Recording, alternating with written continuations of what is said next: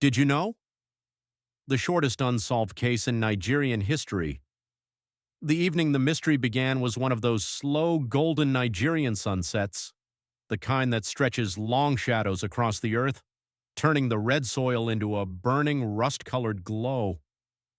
The year was 1977, and in the quiet outskirts of Awa, Nasarawa State, life was as predictable as the rising sun. But that evening, something happened that would shatter the village's sense of safety and become one of the eeriest entries in the old police archives. A young boy named Damilar had been walking home with his older sister, Abeni, a lively 15-year-old known for her bright singing voice.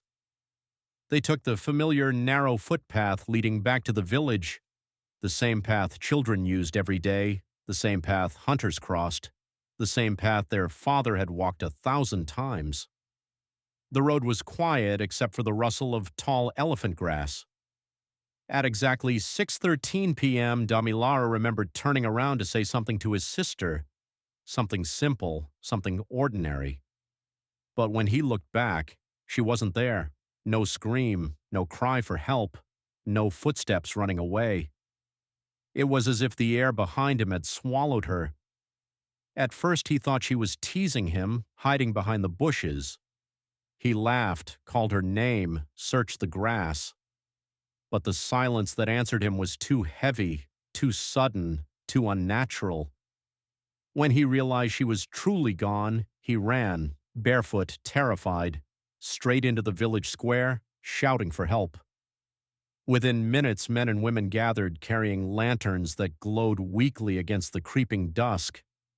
They followed the boy back to the path, expecting to find footprints, torn fabric, anything.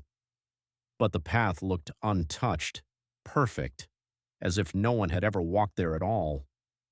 Small whispers began, whispers of spirits, of forest beings, of dusk-time dangers people pretended not to believe in anymore. By 6:17 p.m., the villagers had spread out into the darkening bush in wide circles, their lanterns bobbing like fireflies. They searched with farm tools, cutlasses, and charms handed down from their fathers. They called her name into the encroaching night, hoping she would call back. She never did.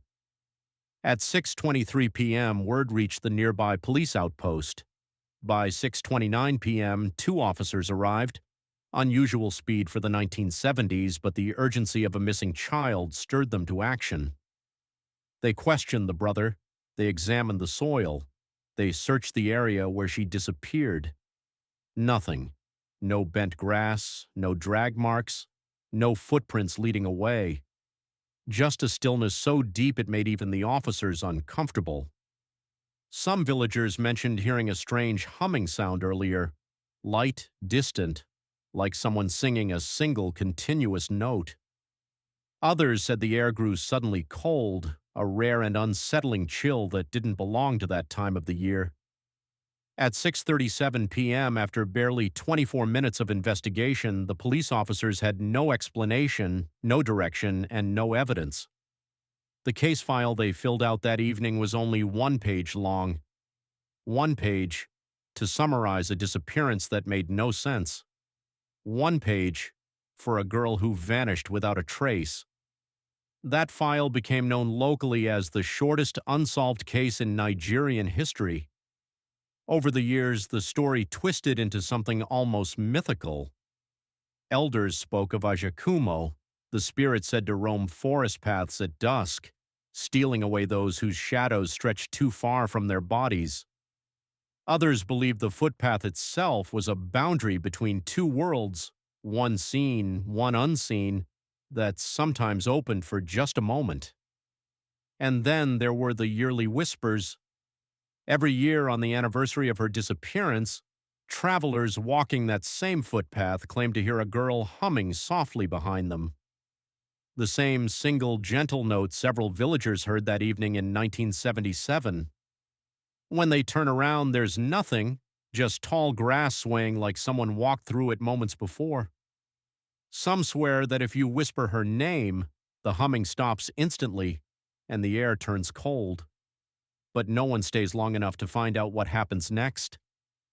The story of Abeni's disappearance became a quiet ghost that lived inside the village, never fully spoken of, never fully forgotten. A mystery with no beginning and no ending, a case that closed almost as soon as it opened. 24 minutes, no answers, no explanations, only the silence of that path, and a humming that doesn't belong to the living. And tonight, as we revisit this forgotten mystery on Midnight Myth and Murder, it becomes a reminder that not all stories stretch across hours. Some of the darkest ones happen in a single moment, a moment that steals someone away, a moment that remains unsolved forever. And so, the question lingers. What really happened to Abeni on that path? Was it the forest? Was it something human? Or was it something ancient that moves between worlds? Whatever the truth is. She walked into the dusk and never returned, and the mystery still waits. Welcome to Midnight Myth and Murder, where some stories end quickly, but they stay with you long into the night.